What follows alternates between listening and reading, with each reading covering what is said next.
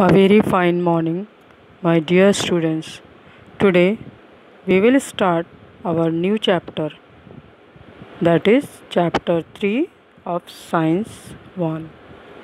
So, the name of this third chapter is Chemical Reaction and Equation. In today's lecture, we will study about chemical reactions, types of chemical reactions, activity. What is activity? To heat limestone powder. Then chemical equations, writing a chemical reaction, balancing a chemical equation, etc. Students, again I am telling that whatever the omitted portion are there, omitted content I will cancel out. So you also cancel out. Let us start our explanation part. Students, let us start our explanation part. This is the chapter's name, Chemical Reaction and Equation. So, let us see here. First of all, we have to study the chemical reactions. So, what are the chemical reactions? Whenever there is exchange of the ions, then we call it as chemical reaction. Like the atom attain a complete octet by giving, taking or sharing of the electrons with each other. Why? Because they had to attain an electronic configuration with a complete octet. So this then chemical reaction occur. But children, see here this portion.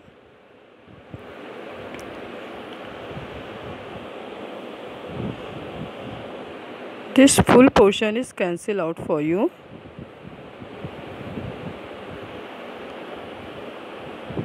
This completely cancel out. Even this table is also cancel out. So we will see here one activity is there. In that activity we will see what things we had this activity we are going to learn, children. First of all, I'll let you know, actually it is cancel out, but I'll let you know that two types of, especially two types of the reaction are there, physical reaction and chemical reaction. Physical change and chemical change. For example, we can see that melting of ice, that is a physical change. The milk turn into curd, that is a chemical change. Why? Because curd again we cannot change to the milk. So it is a chemical change. That means we get a new product. So here we'll see one activity. In that we have to take the thermometer, evaporating dish, tripod stand, funnel, Bunsen burner, etc. What chemicals we need? That are limestone powder, copper sulfate, calcium hydroxide, potassium chromate, zinc dust, sodium carbonate, phthalic anhydride, etc. So now here the procedure is given. What we have to do, that is given here, that we will see, children.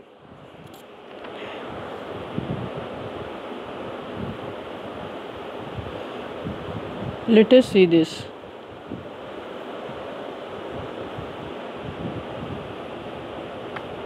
Here we can see that limestone powder is kept.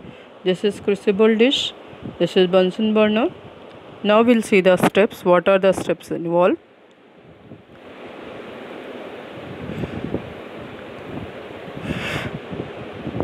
First one, we have to take a spoonful of the limestone powder in an evaporating dish.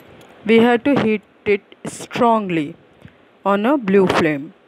Blue flame of what? When we are burning the Bunsen burner. In second, we have to add some zinc dust into copper sulfate solution, that is CuSO4 solution.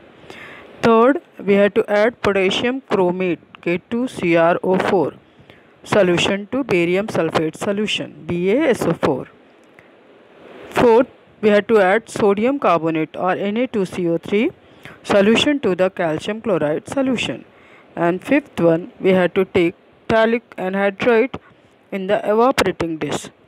Then what we have to do, that close the end of the stem of a funnel with a cotton plug, and we have to keep this funnel inverted on the evaporating dish on a tripod stand. Tripod stand everybody might have seen in the lab.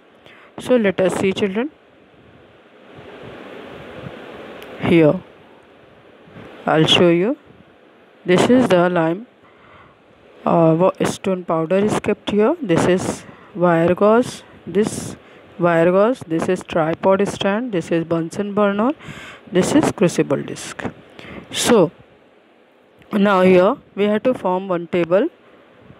In that table you have to write the answer. First is in first about what changes we have done. We have to see that what color change occur, or if gas is released or not, temperature change, that all we have to see. So for first one here, no change in color, so you have to write no. Then here second one, it changes from blue to colorless, no color, so blue to colorless. Third one, yellow PPT or yellow precipitate will be formed. Fourth one, white PPT will be formed. Here no change will be there. So here gas evolved, yes. Here gas will not be evolved. Here also no, it is yes. Then here temperature change, no. Here it increases. Here no. Again here it is decreases. Here no change. It is a chemical reaction. This also chemical reaction. This also. It is a physical reaction. So it is a physical change. So this is the table what we had to study. Now this is the observation table. Now we will see. This is there in your portion. So here physical this find out is cancelled for you, children. This much find out portion is cancelled for you. Then we have to study a physical change takes place due to change in the parameters such as temperature, pressure, etc. Sometimes a physical change is reversible. The composition of matter remains same in a physical change, because for example we can see that how the ice is changed to water. Further, that water if you will keep in the refrigerator, again it will form the ice. So it is not compulsory that the changes will be there. It is a physical change only, children. Now so it will be reversible. Same way, if we'll see the composition of matter changes during a process, then it is called a chemical change. So a particular process or phenomenon is a chemical change. Some chemical reactions are taking place in a concerned matter. A chemical reaction is a process in which some substances undergo bond breaking and they transform into new substance by forming the new bond. So this is very important, children. You have to underline this full. This full you have to underline. That what is a chemical change. The substance taking part in a chemical reaction is called a reactant, and what is the substance is formed after formation of new bond, that is called the product. For example, we can see the carbon dioxide gas formation by combustion of the coal in air. Here what are the products, children? That coal and oxygen are the product, coal and oxygen are the reactant because they react together. And what is the product? Carbon dioxide is the product. This carbon dioxide is the product. A chemical reaction is represented by a chemical equation. So let us learn about the chemical equation.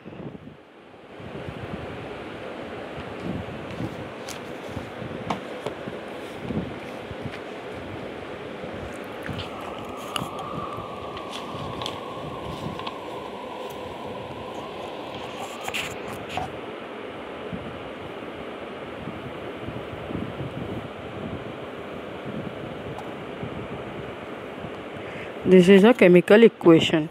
So children, here we will learn how to write a chemical equation. So let us see the first equation, in which a colorless solution of zinc sulfate or ZnSO4 is formed on addition of zinc dust, and it changed to blue solution of copper sulfate. So how we will write this equation? We will see here. This is the equation. Aqueous solution of copper sulfate plus zinc, what is formed? Aqueous solution of zinc sulfate plus copper. So children, here we have written in the word. So it is a simple way of representing a chemical reaction in words. That is why it is called a word equation. Now this word equation, if we want to write in the condensed form by using the chemical formulae, then how it can be written? CuSO4 plus zinc is equal to ZnSO4 plus Cu.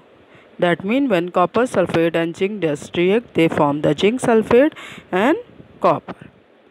So the representation of a chemical reaction is a condensed form using the chemical formulae. It is called a chemical equation. So this full you have to underline.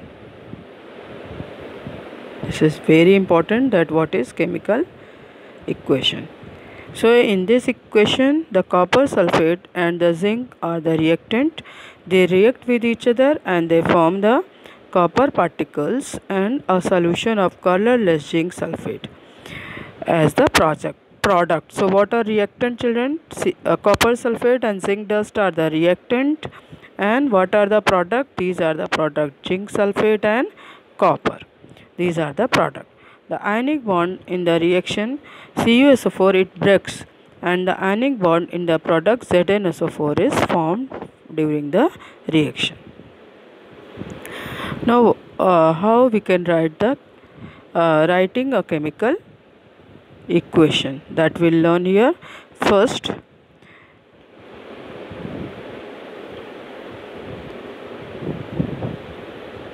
let us see, children, here that in a chemical reaction, the reactant are written on the left side while the products are written on the right side. This is the important. An arrow heading towards the product is there. So arrow indicate the direction of the reaction. Second, if the reactant or the product are two or more, they are linked with the plus sign, that you all know.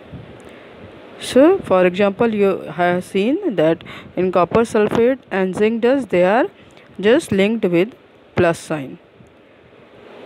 Similarly, a plus sign is drawn between the product also if they are two or more than two. Now what is the third one, children?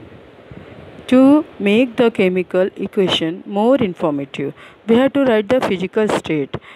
As they are present in gaseous state, whether they are present in liquid state or solid state, that should be indicated by letter G if it is gaseous, by letter L if it is liquid, and by letter S if it is solid.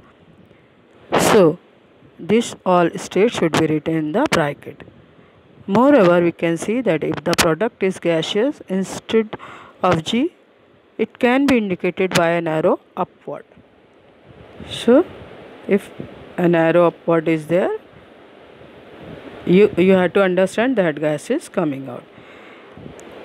If it is in the form of the soluble, if it is in the form of the insoluble solid, it may form the precipitate. Then instead of S, we have to write the arrow pointing downward.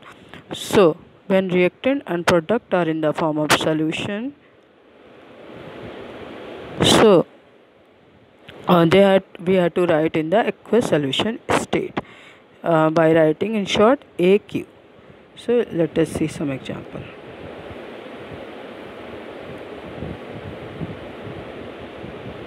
So children, here we'll see that CuSO4, that is in aqueous form, zinc dust, that is in solid form, ZnSO4, what is formed, that is in aqueous form, then copper is in the solid form. Same way, what is the fourth one? When the heat is to be given out, when he is to be given outside from the reaction, then one small triangle is formed on the upper side, that is the sign of the heat.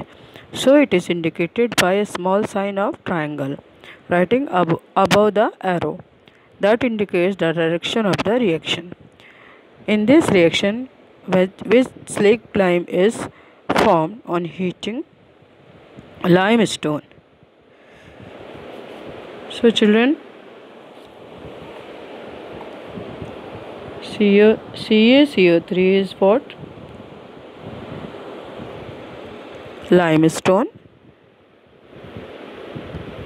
And what is formed here? CaO.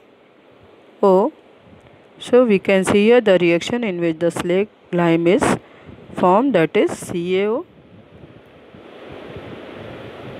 CaO is the slaked lime. Now, so this is the reaction. You can see here calcium carbonate is in the solid form, heat is given out, so it is exothermic reaction. This is calcium oxide is formed, carbon dioxide is liberated out. So similarly, the fact that heat is released during the reaction between aqueous solution of copper sulfate and zinc dust, that is indicated. You can see here children, CuSO4, that is aqueous solution, zinc dust, that is in solid form, zinc sulfate, what is formed, that is in aqueous form, then this is copper in the solid form, and heat is given out. Now fifth one, what is fifth one children? It is necessary to fulfill certain conditions like specific temperature, pressure, catalyst, etc. to bring about the reaction. So this you have to learn. These conditions are indicated below or above the arrow, indicating the direction of the reaction. For example, we can see a reaction of a vegetable oil takes place at the temperature of 60 degrees centigrade with hydrogen gas in presence of the nickel, that is a catalyst. How it can be written children, we'll see here.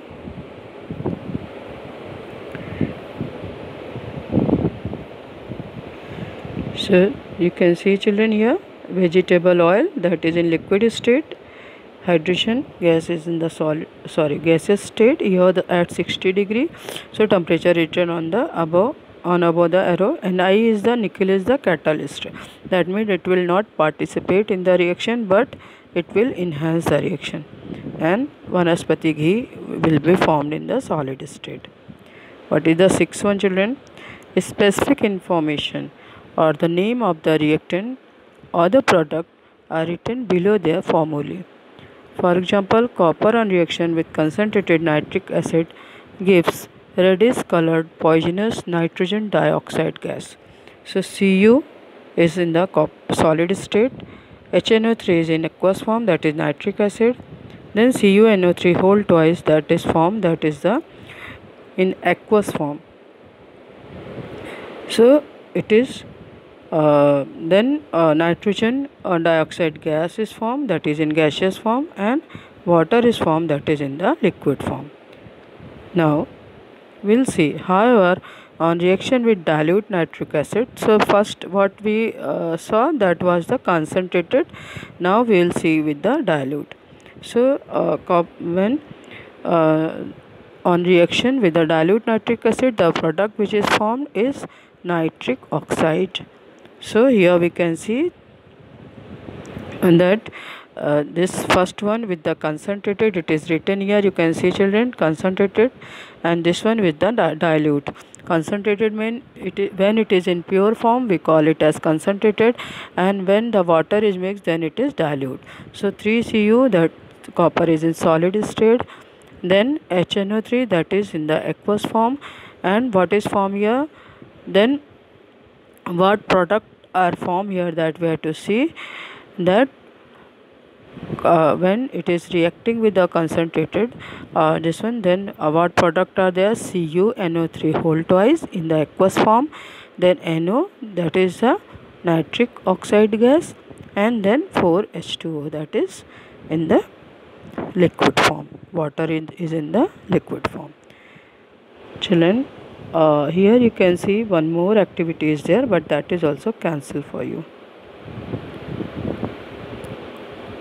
This activity is cancelled for you. Only you have to see the reaction, and this full is cancelled for you.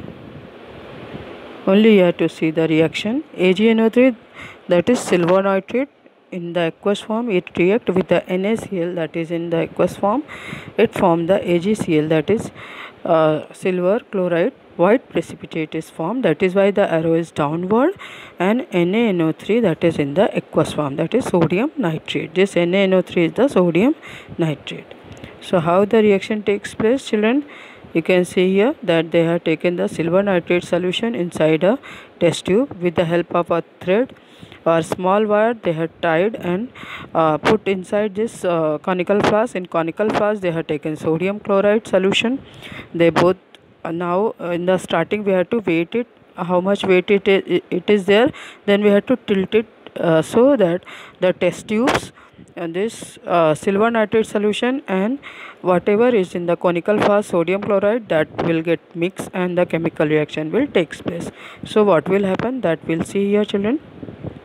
After the chemical reaction, here the AgCl, that is silver chloride white precipitate will be formed, and NaNO3, that is sodium nitrate in aqueous form will be formed here.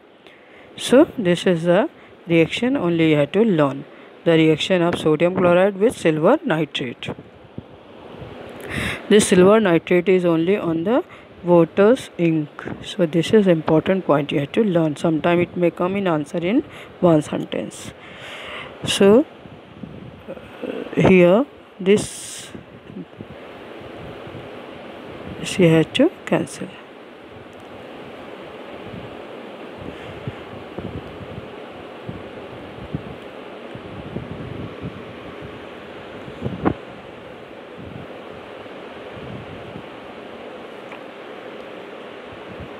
Let us see balancing a chemical equation. It is seen that the number of atoms of the element in the reactant in the equation is same as the number of atoms of those element in the product. Such equation is called an balance equation. So this point you have to underline. What is balance equation? This answer you have to write. If the number of atoms of each element is not the same on two sides of equation, it is called an unbalanced equation. So mostly the balance equation is asked. What is balance equation?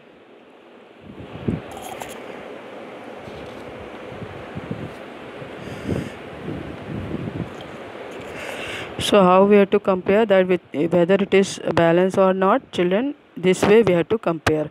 That we have to see the number of atom in the left side, that means reactant side, and we have to see the number of atom in the right side, that means the product side. If it is same, then it is balanced. If not, then it is unbalanced equation. Let us see the step, children.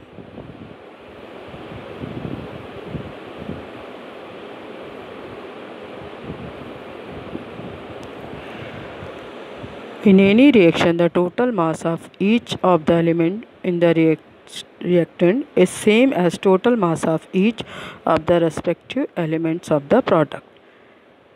So this is according to the law of conservation of mass that you have studied in 9th standard. Let us see steps in balancing a chemical reaction. So some steps are there to balance a chemical reaction. First, let us see the word equation of sodium hydroxide and sulfuric acid reaction. This is the first one. This is word equation. So what is formed here? Sodium sulfate and water. These are the product and these are the reactant. What is step 1? Here we can see, now we have to write in the symbolic form. NaOH, that is sodium hydroxide, and this is H2SO4, that is sulfuric acid. Na2SO4, that is sodium sulfate, and H2O, that is water. Now this is step 1 to write in the symbolic form. What is step 2? Check whether the equation is balanced or not by comparing the number of atoms in the various elements which are present in two sides of the equation. So let us see here. You can see here, children, sodium on the left side and right side. On the left side number is 1, while in the right side 2 it is. Oxygen both side it is same, 5 and 5, while hydrogen in left side it is 3 and in right side it is 2. Then this sulfur both side 1 and 1. So what will be the step third? Let us see. What is the step third? This is step third. It is convenient to start balancing equation from the compound which contain the maximum number of atoms, and it is more convenient to first consider that element in this compound which has an unequal number. So in this equation there are two components, Na2SO4 and H2SO4, which contain the maximum number, that is 7 atoms each. So any one of them can be selected. Let us see first Na2SO4. Further, we'll select sodium for balancing, as the number of atoms of sodium in this compound is unequal in both sides. In left side it is 1, while in right side it is 2. So to balance it, what we have to do? That we can see here. What we have to do? That initially it is 1 and it is 2 on the right side. So we have to multiply 1 by 2, we will get here 2. Now what we have to do? That we have to see that we should remember that the formula of the compound cannot be changed. Whatever like NaOH, we cannot write it as Na2OH, it will be wrong. So instead of a factor of 2, we have to apply 2 to full NaOH. So how we'll write here now? Let us see, children. So this same equation we'll write now this way. To balance it, we have to write now, instead of NaOH, we have to write here 2 NaOH plus H2SO4 sulfuric acid. It will form Na2SO4 H2O. Children, we have to see here now that Na is balanced, sodium is balanced. Now check whether the equation 10 is balanced or not. Further, it is not balanced. Why? Because the number of oxygen and hydrogen is also dissimilar. Let us see here. See here, in the number in the left side sodium is 2, number in the right side it is 2. Now after balancing, oxygen is 6, while the right side it is 5 only. In hydrogen is 4, while right side it is 2 only. Sulfur is 1 and 1, so it is same. So to balance this, what we have to do? That we have to write, and we have to write 2 NaOH plus H2SO4 equal to Na2SO4 plus 2H2O. That means we have to write 2 in the product side, as H2O will become now 2H2O. So now we have to check whether the equation is balanced or not. So we will see here. Now this equation will be balanced. So what will be the step 4? We have to write down the final balance equation again. So how it is? What is the final equation, children? This is the final equation. After attaining all 4 steps, it become now 2 NaOH plus H2SO4 equal to Na2SO4 plus 2H2O. So in this way a balance equation is obtained. We can see that from an unbalanced equation we have obtained the balanced equation by applying proper factors to appropriate reactant and product, so as to balance the number of each element in the stepwise. So we had to see here how it is. Children, we have to see here number of atom in initial state, how it will be. In reactant side it was 4, here it was 2. Now to balance 4 it is 2 into 2. So 2H2O it will become 4. So this way this equation is formed. Now children, this full portion is cancelled out for you. This is full is cancelled. So this also is cancelled for you. Children, we will see now in the we will stop here our lecture. So you learn this all, and in the next lecture children we will start with the types of chemical reaction. This will be our next lecture. Clear? I hope you might have understood, and on this write all important point, learn those important point, write the notes of notes properly of previous lesson what I have given, and if any doubt in this chapter, in this topic what I have taught, you can ask me by messaging. Thank you children.